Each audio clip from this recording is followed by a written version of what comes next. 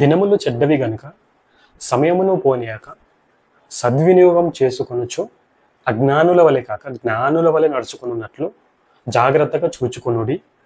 ఇందు నిమిత్తం మీరు అవివేకులు కాక ప్రభువు యొక్క చిత్తం ఏమిటో గ్రహించుకొనుడి అని వాక్యం సెలవిస్తుంటే మనందరికీ తెలిసిన వాక్యము. మొదట మనం గమనించాల్సిన విషయం ఏంటంటే వాక్యాన్ని చదివేటప్పుడు సందర్భ సహితంగా చదవాలి. తర్వాత సందేశం ఏందని మనం గమనించుకోవాలి. So context and content. So context పరంగా చూసుకుంటే ఎఫ్ఎస్సి సంఘం యొక్క బ్యాక్గ్రౌండ్, అక్కడ ఉన్నటువంటి చుట్టుపక్కల ఉన్నటువంటి పరిస్థితులు మనకు తెలుసు. ఆల్రెడీ పై వచనాలు చదివితే మనకు అర్థమవుతాయి ఆ చుట్టుపక్కల ఉన్నటువంటి పరిస్థితులు ఏ విధంగా ఉన్నాయి.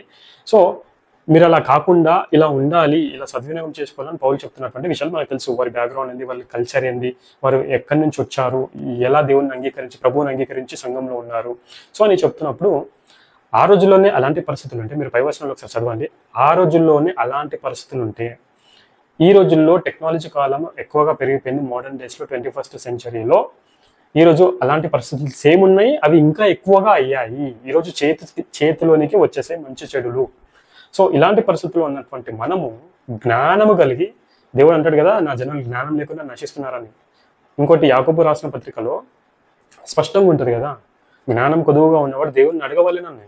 ఈరోజు జ్ఞానం పొందుకొని జ్ఞానులుగా మనం దేవుని బిడ్డలుగా జ్ఞానం కలిగి జీవించాల్సిన మనము జ్ఞానం లేకుండా మన సమయాన్ని అపవాది ఈరోజు బిజీ లైఫ్ పెట్టేసి దొంగలిస్తుంటే వానికి సహకరించేసి మనంతటా మనమే బిజీ లైఫ్లో ఇరుక్కపోతుంటే ఇక సమయం ఏ విధంగా వివేకం కలిగి మనం జ్ఞానం కలిగి సద్వినియోగం చేసుకుంటామండి.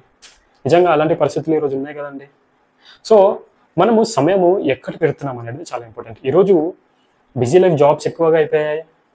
ఈ ఉరుకుల పరుగుల జీవితంలో జాబ్, వర్క్ లైఫ్ ఏ విధంగా మేనేజ్ చేయాలి, కుటుంబంతో ఏ విధంగా సమయం మేనేజ్ చేయాలి, మరి ఈ రెండు పోరాటాల్లో ఆత్మీయ జీవితం ఏ విధంగా మేనేజ్ చేయాలని తెలియక అవుతున్న మనము క్రైస్తవ్యంలో అడిషనల్గా ఇంకోటి వచ్చిందండి. నిజంగా అటు లోకం బిజీ ఉంది ఆల్రెడీ.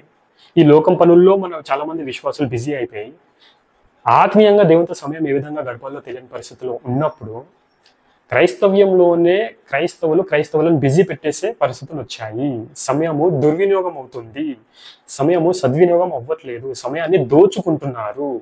మీటింగ్స్ల పేరుతో అన్ని ప్రార్థన మీటింగ్స్ అంటూ, ఉపవాసం ప్రార్థనలు అంటూ, నైట్ అంతా ప్రార్థనలు అంటూ, సో ప్రతి వారంలో ఆదివారం అయిన తర్వాత ప్రతిరోజు ఏదో ఒకటి ఉంటున్నాయి. మనం కూడా అజ్ఞానుల వలె అవివేకము కలిగి సమయం ఎట్లా పోతుంది నాది, దేవుని దగ్గర నుంచి అపవాది నా సమయాన్ని ఎట్లా దొంగిలిస్తున్నాడో అటు లోకంలో ఇటు నా అంతటి నేను కూడా లోకాన్ని ఏ విధంగా సమయాన్ని ఎక్కడ పెడుతున్నానని గ్రహించుకోలేని పరిస్థితుల్లో అజ్ఞానుల వలె అవివేకం కలిగి ఉంటున్నామంటే మనం దయచేసి దీన్ని గమనించుకొని ప్రార్థన చేసుకోవాలి.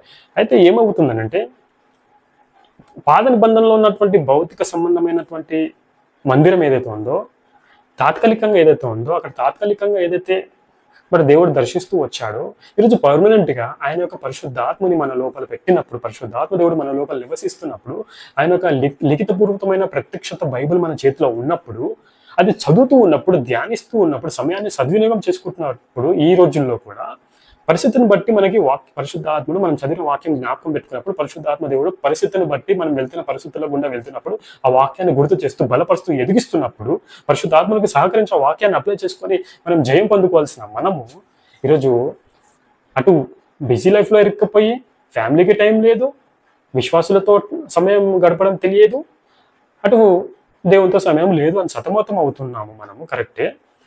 ఇటు ప్రార్థన మీటింగ్లు అంటూ అదంటూ ఇదంటూ ఇక్కడ గడిపేస్తున్నాము. వాళ్ళు మన సమయాన్ని దోచుకుంటున్నారు, మనం కూడా సమయం ఇచ్చేస్తున్నాము. ఎవ్వరు కూడా మీరు ఇంటికి వెళ్ళి వాక్యం చదువుకోండి అయ్యా, ప్రార్థన చేసుకోండి అయ్యా, కుటుంబంగా దేవుని సన్నిధిని అనుభవించండి అయ్యా అని చెప్పేసి చెప్పేవారు కూడా లేరు. ఇంకా మనం ఎప్పుడు వాక్యం చదువుకుంటాము, ఎప్పుడు ప్రార్థన చేసుకుంటాము, ఎప్పుడు ఎదుగుతాము, ఎప్పుడు సమయాన్ని సద్వినియోగం చేసుకుంటాము, తద్వారా వ్యక్తిగతంగా దేవునితో సహవాసం కలిగి ఉంటాం, సమయం సద్వినియోగం చేసుకుంటాము, ఆ సమయం దేవునితో గడుపుతాము, తర్వాత కుటుంబంగా గడుపుతాము, అప్పుడు తర్వాత సంఘంగా గడుపుతాము, తర్వాత తోటి బిలీవర్స్తో గడుపుతాము. ఈరోజు ఎవరితో ఉంటే నేను జ్ఞానం పొందుకోగలుగుతాను అని ఆలోచించాల్సిన మనము ఆ జ్ఞానం పొందుకున్నప్పుడు జ్ఞానుల వలె నడుచుకుంటామో, జ్ఞానులు ఎవరైతే ఉన్నారో మన స్నేహితుల్లో, మన తోటి బిలీవర్స్ ఎవరైతే తోటి విశ్వాసులు ఉన్నారో అది గమనించుకొని మరి పలానా వ్యక్తితో నేను ఉంటే నేను ప్రార్థన జీవితంలో బలం పొందుకుంటాను, పలానా వ్యక్తి యొక్క సాక్ష్యం వింటే నేను బలం పొందుకుంటాను, పలానా వ్యక్తి మరితో అతనితో సంభాషణ దేవుని యొక్క విషయాలు సంభాషణ చేసినప్పుడు కొంచెం నా మైండ్ షార్ప్ అవుతుంది అని ఇప్పుడు సామెతల గ్రంథంలో ఉంది కదండి. ఇనుము ఏ విధంగా అయితే షార్ప్ చేస్తుందో ఆ విధంగా ఒకరినొకరు వివేకం పుట్టించుకోవాలని ఉన్నప్పుడు ఈ సమయము నువ్వు బిజీ లైఫ్ ఈరోజు సమయం ఉన్నప్పటికీ అక్కడక్కడ ఈ బిజీ లైఫ్ అక్కడక్కడ కొంచెం ఫ్రీ టైం దొరుకుతుంది. అది టెక్నాలజీకే పెడుతున్నప్పుడు మనము సోషల్ మీడియా యాప్స్కి మనము స్క్రోల్ చేస్తూ మనము ఆ సమయాన్ని అట్లా దుర్వినియోగం చేస్తాం తప్ప ఆ సద్వినియోగం మాత్రం చేసుకోవడం లేదు. సో దయచేసి గమనించుకొని నీ సమయం ఎక్కడ పోతుంది. అటు బిజీ లైఫ్లో ఆల్రెడీ అపవాది బిజీ లైఫ్లో తీసుకొని వచ్చాడు, బిజీ లైఫ్ జాబ్స్ తీసుకొని వచ్చాడు, ఈ టెక్నాలజీ కూడా ఇంక్రీజ్ అవుతా ఉంది. ఇలా సమయం అంతా బిజీ లోకం అంతా బిజీగా తిరుగుతుంటే ఇలాంటి పరిస్థితుల్లో మనం దేవునికి నమ్మకంగా ఉండి దేవునికి సమయం ఇవ్వడమే గొప్పతనం. ఇది దేవుడు చూస్తాడు. ఈరోజు మాకు సమయం లేదండి, మాకు టైం లేదండి, మేము చూడమండి, మేము వినమండి, మేము చదవమండి, మేము దేవునితో సమయం గడపమండి, తోటి బిలీవర్స్తో సహవాసం కలిగి ఉండము, కుటుంబంగా సహవాసం కలిగి ఉండము, కుటుంబంగా దేవునితో సహవాసం కలిగి ఉండము. ఇలాంటి పరిస్థితులు వచ్చేస్తుంటే నిజంగా అవివేకులుగా అజ్ఞానులుగా ఉంటున్నాం. మనం జాగ్రత్తగా పడలేని పరిస్థితిలో ఉన్నాము. ఈరోజు మనందరినీ విశ్వాసులని వారి మీద ఆధారపడేటట్టుగా చేసుకున్నాయి చాలా సంఘాలు కానీ కొందరు పెద్దలు కానీ. నేను ఏమంటున్నానంటే రేపటి దినాలు వాళ్ళందరూ పరలోకం సంఘం కానీ వాళ్ళు కానీ పరలోకం తీసుకెళ్ళలేరు. రేపటి దినాలు పరిస్థితులు బాగా లేవు. అలాంటి సమయంలో సంఘంగా కూడుకునే అవకాశం లేనప్పుడు అప్పుడు నువ్వు ఏం చేస్తావు ఒంటరిగా?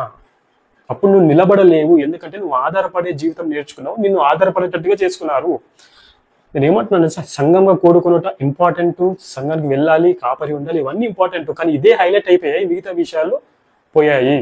సో మిగతా విషయాలు ఏవైతే ఉన్నా వ్యక్తిగతంగా దేవునితో సమయము, కుటుంబంగా దేవునితో సమయము, తద్వారా రేపటి దినాలు ఎలాంటి పరిస్థితులు వచ్చినా ఏది బ్యాన్ అయినా ఏది బ్యాన్ అవ్వకుండా కానీ నువ్వు నిలబడగలుగుతావు ఆత్మీయంగా నీ కాళ్ళ మీద నీవు. సో ఈ భూమి మీద ఉన్నప్పుడే అలా షార్ప్ చేసుకుంటూ వెళ్ళిపో, సమయాన్ని సద్వినియోగం చేసుకోవాలని నేను కోరుతూ వాక్యము, ప్రార్థన, దేవునితో సమయము, అదేవిధంగా పిలుపు చొప్పున పని చేయడము, దేవుని మీద ఆధారపడుతూ ఆయన వాక్యం మీద పరిశుద్ధాత్మ మీద ఆధారపడుతూ అప్పుడు తర్వాత సంఘంగా కానీ లేకపోతే తోటి బిలీవర్స్తో కానీ సహవాసం కలిగి ఉండి షార్ప్ చేసుకోవాలి ఒకరినొకరము. సో ఇదే నేను చెప్పాల్సిన విషయము. నేను ఆశపడ్డాను, మరి మీ అందరికి అర్థమైందని నేను ఆశిస్తున్నాను. మరి నిజంగా ఈరోజు క్రైస్తవ్యంలోకి బిజీ లైఫ్ వచ్చింది. ఆల్రెడీ లోకంలో బిజీ లైఫ్ ఉంది, అందులో ఇరుక్కుపోయినా మనము ఇటు క్రైస్తవ్యంలో కూడా బిజీ లైఫ్లో ఇరుక్కుపోతున్నాము. ఇటు దేవునితో సమయం మనకి లేకుండా అయిపోతుంది. ఎవరైనా చెప్పగలుగుతున్నారంటే మీరు ఇంటికి వెళ్ళి ప్రార్థన చేసుకోండి, వాక్యం చదువుకోండి, దేవునితో సమయం గడపండి, మా దగ్గర ఉంటే ఎక్కువసేపు మీకు ఏం రాదయ్యా, మమ్మల్ని మెప్పించకండి, మీరు దేవుని మెప్పించండి, వెళ్ళండి, అయిపోయింది సమయం అయిపోయింది కదా, ఇంతే, తర్వాత మేము కూడా ఇంటికి వెళ్ళి అదే పని చేస్తాం, మీరు కూడా అదే పని చేయండి, దేవునితో గడపండి సమయం అని ఎవరైనా చెప్పగలుగుతారా అనేది ప్రశ్నార్థకం ఈరోజు.